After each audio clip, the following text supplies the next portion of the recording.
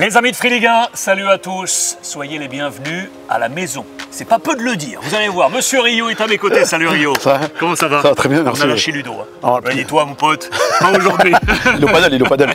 Il joue au paddle. On est très heureux de vous retrouver avec Rio. On avait envie exceptionnellement aujourd'hui de faire un petit point tous les deux, on est dans l'entre-saison, revenir un coup d'œil dans le rétro et voir ce qui arrive parce que ça s'annonce déjà passionnant. Nouvel entretien Free Ligue 1, entretien, lui aussi va m'interroger, à tout de suite.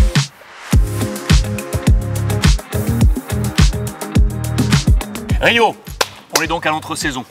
On a passé vraiment l'exercice 23-24 passionnant. Avant de t'interroger peut-être sur tout ça, dis-moi où t'en es un peu toi. Parce que évidemment consultant Free Ligue 1, ambassadeur du football français, mais là, cool, cette volonté d'être coach, où t'en es? J'ai passé le diplôme l'année dernière, le formateur. Je peux devenir directeur de centre de formation et je m'occupe, voilà, j'essaie d'améliorer mes compétences, en tout cas avec les jeunes. Et pour l'instant, la saison s'est bien passée l'année dernière. Et surtout, c'est le but qui rentre au centre de formation derrière. Toujours avec les Girondins de Bordeaux pour l'instant? Toujours avec les Girondins de Bordeaux pour l'instant, oui. Pour l'instant.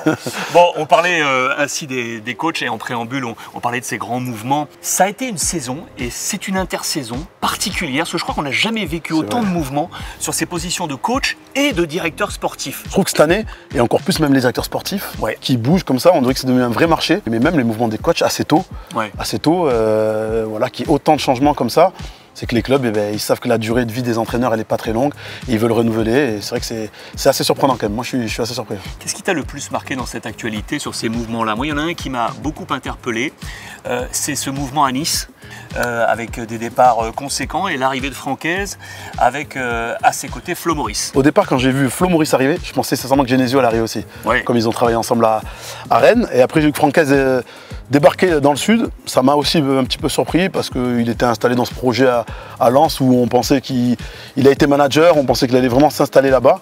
Puis finalement, ça s'est fini un peu en autre boudin, je trouve, avec les supporters, avec le club, et il a décidé d'arriver à Nice. Mais en tout cas, on a envie de découvrir ce que ça va donner, l'entente entre les deux. Bruno Genesio qui du coup a filé à Lille, de son côté, avec le président Létang qui fait un gros travail, ça marche plutôt pas mal, côté lillois, qui était l'un de tes clubs, bien entendu. Là aussi, quel regard as-tu porté du coup de l'arrivée de Bruno? Bon, super entraîneur, hein, Bruno Genesio, on connaît sa valeur, mais pas facile le contexte, je trouve. Je pense qu'arriver sur des tours préliminaires de Champions League, ça peut tout de suite un peu mettre la saison en difficulté si tu passes pas.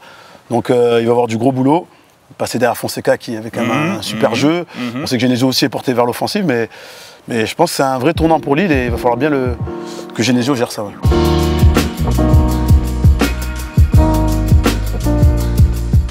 Le mouvement de coach, peut-être l'un des plus attendus dans ces dernières semaines, l'Olympique de Marseille. Franchement, j'étais... De Zerbi. L'Italien De Zerbi qui arrive à l'OM. Je pense qu'à mon avis, on n'est pas au bout des surprises avec lui. Dans le bon sens? Ça peut être dans le bon. Ça peut être dans le bon, dans le très bon même. Parce que je pense que les supporters à Marseille se mettent à rêver. Si on parle du PSG, forcément, le départ d'Mbappé, ça donne de l'espoir aux Marseillais. Ils n'ont pas de Coupe d'Europe et ils ont un grand entraîneur qui arrive. Mais après, je me pose une autre question, c'est Brighton, il fait une super saison, mais il ne reste pas. Les grands clubs ne vont pas le chercher. Il vient à l'OM, je me dis qu'il y a peut-être quand même un petit hic. On m'a dit, c'est que des on-dit, qu'il pouvait être quand même parfois pas mal surprenant, prendre des décisions au courant de l'année. Maintenant, j'attends de voir ce que ça va donner avec Marseille. Qu'est-ce que tu attends de cette OM? On a vu que les premiers mouvements pour y revenir avec Brassier de Brest. Est-ce que Marseille doit énormément bouger? Il doit y avoir des mouvements parce que l'effectif, on l'a vu l'année dernière, dès qu'il y a eu quelques blessés, ça a été très compliqué. Je pense qu'ils doivent se renforcer, trouver une alternative à Aubameyang devant. Au milieu de terrain, il faudra voir avec Rongier ce que ça donne, mais peut-être rajeunir un petit peu au milieu et derrière. Pour l'effectif global, même s'il n'y a pas de Coupe d'Europe, si Marseille veut jouer le titre, il va falloir qu'il se renforce un petit peu. Le Paris Saint-Germain, du coup, ce départ de Mbappé, il est évident pour toi que Paris doit aller chercher un nouveau numéro 1? Oui, parce que là, pour l'instant, le PSG est affaibli. C'est la vérité, on n'invente rien. C'est vrai que le départ d'Mbappé, c'est un mec qui te met quand même 40 buts dans l'année. c'est pas rien. On se souvient au départ de Luis Enrique, ça jouait très bien mais ça marquait pas. Et quand Mbappé était à la cave entre guillemets, et quand il est revenu, tout de suite il a scoré, il fait peur aux défenses. S'ils n'arrivent pas à trouver un numéro 1, et je sais pas qui ils vont trouver, ça va être compliqué. Hein. Je sais pas qui ils vont trouver. Ouais. Le marché semble compliqué, c'est vrai. Il y a 7 euros, il y a les Jeux Olympiques, il y a beaucoup de mouvements également. Est-ce que tu crois qu'il y a un moment de latence? Les coachs se mettent en place un peu partout et je pense que le PSG se doit de bouger. Moi je vois un petit Espagnol qui peut arriver par là parce qu'il a l'air très bon quand même, le jeune, mais il doit coûter très cher. Et une satisfaction pour le Paris Saint-Germain, la lecture d'ailleurs de 7 euros, je te fais une parenthèse, c'est que les joueurs cadres se sont montrés à leur avantage. Je pense à Donnarumma, certes éliminé avec l'Italie, mais il a été, je pense très sincèrement, le meilleur Italien finalement de cette sélection. Je pense à Fabien Ruiz avec l'Espagne, qui est énorme dans son envergure, dans son volume. Luis Enrique à distance doit apprécier pour l'instant la performance, aura apprécié la performance des siens. Ah oui, franchement ils ont été bons. Donnarumma, presque surprenant le niveau qu'il a eu. Et surtout Fabien Ruiz, c'est impressionnant. Comment il joue, on a l'impression que c'est encore un nouveau joueur. Franchement, on le sent totalement libéré. Et quand il est comme ça, là je retrouve en tout cas le Fabien Ruiz que j'avais vu à Naples. Quel club selon toi peut se porter réellement concurrent du Paris Saint-Germain? Si ça se passe bien cette année avec De Zerbi, je pense à Marseille. Ah ouais. Je pense à Marseille parce qu'ils n'ont pas de Coupe d'Europe. Je pense qu'il a un jeu qui peut plaire et mettre en difficulté beaucoup d'équipes. Il fait penser un peu à ces entraîneurs qui ont réussi. Je pense à Bielsa, même si ça a réussi sur une saison. Mais sur une saison, je me dis que Marseille va pouvoir rêver. S'il recrute bien, comme on l'a dit tout à l'heure. Mais après, Monaco reste quand même... Monaco. Ouais, okay. Monaco. Mais après, je vois pas, sincèrement, je vois Lyon. pas. Je pense qu'ils vont être sur le podium. Parce qu'ils ont fait une super fin de saison, mais ils étaient avec un côté revanchard. Là, je trouve que, par exemple, je prends le cas de Cherki, s'il reste évidemment, sur cette phase retour, il était sur le banc, il disait trop rien parce que ça tournait, mais j'ai du mal à me dire que 2 saisons sur le banc, ne sera pas possible pour Cherki. Donc c'est une nouvelle gestion qui arrive, et ça va être un travail plus compliqué, même pour le coach, qui a fait un très bon boulot. Il va falloir qu'il montre encore d'autres choses, confirmer, mais Lyon sera en haut. Gestion et travail plus compliqué. Pour moi, ça résonne aussi fort du côté d'Éric Roy. Brest, parce que là, tu as eu une réussite absolument incroyable avec les Pirates brestois. Maintenant, c'est la Ligue des Champions qui s'ouvre, tu es dans le top 4 Ligue 1. Comment on doit vivre ça, là? J'ai un petit mot pour Éric Roy que j'ai croisé sur un gars-là. Il m'a dit, désolé, on est passé devant vous. Je lui ai dit, mais qui nous? J'ai dit, qui nous?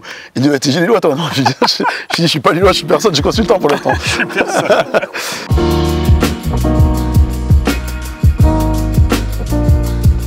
Je trouve que le plus dur pour eux a commencé dès la dernière journée, quoi. Ils ont fait une saison de dingue, mais maintenant, il va falloir assumer, faire la Coupe d'Europe, le championnat, parce qu'on est pris. En plus, cette nouvelle formule de Champions League, on va être pris par ça. Les joueurs, on se dit la vérité, ils sont plus excités par la Champions League que par le championnat. Mais le quotidien, c'est le championnat et il ne faut pas qu'ils ratent le départ parce qu'on peut vite se retrouver en danger. Quelle a été ta grosse déception de l'année dernière? Rennes. Rennes. Ouais. Après, il y a aussi un petit côté Marseille en championnat quand même.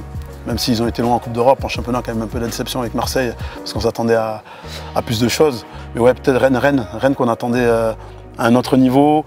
Il y a eu beaucoup de recrutement, d'investissement. Donc j'espère qu'ils sont revanchards parce qu'ils ont vraiment un effectif pour bien jouer au foot, pour gagner des matchs et pour être au moins dans le top 5 de notre championnat. Je pense aux 2 montées, je pense notamment à Saint-Etienne. Club illustre qui remonte en Ligue 1. On perd des joueurs stars, il faut que des structures stars remontent. Et Saint-Etienne est une entité ADN du foot français. Ouais, c'est top, c'est une bonne nouvelle je pense pour le foot français. En plus aller gagner au barrage comme ça, se qualifier à l'extérieur à Metz, c'était mérité. Mais ça va être encore une saison compliquée. Il faut souligner aussi le bon travail du coach qui est revenu, il n'a pas fait de bruit et finalement il a réussi à remonter. Même si c'est passé par les barrages, mais il l'a fait. Donc bravo Vert.